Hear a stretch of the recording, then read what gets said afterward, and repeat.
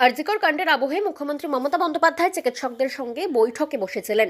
এবার ফের আগামী 24শে ফেব্রুয়ারি আলিপুরের ধনধান্য প্রেক্ষাগৃহে এক বৈঠকের আয়োজন করা হয়েছে। বৈঠকে সিনিয়র এবং জুনিয়র চিকিৎসকদের সঙ্গে মুখ্যমন্ত্রী মমতা বন্দ্যোপাধ্যায়ের সরাসরি কথা হবে।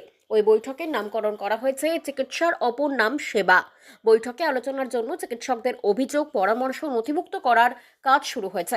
এজন্য স্বাস্থ্য দপ্তরের আধিকারিকেরা হাসপাতালে হাসপাতালে যাচ্ছেন। জেলার সরকারি হাসপাতালে কি সমস্যা চিহ্নিত করার কাজ শুরু হয়েছে। বুধবার কলকাতা মেডিকেল কলেজের চিকিৎসকদের সঙ্গে কথা হবে। এনআরএস এর চিকিৎসকদের সঙ্গেও ওই দিন আলোচনায় বসছে রাজ্য সরকার নিযুক্ত কমিটি। স্বাস্থ্য ভবনের নির্দেশে কোথায় কি সমস্যা চিকিৎসকদের সঙ্গে কথা বলে তা নথিভুক্ত করবে কমিটি।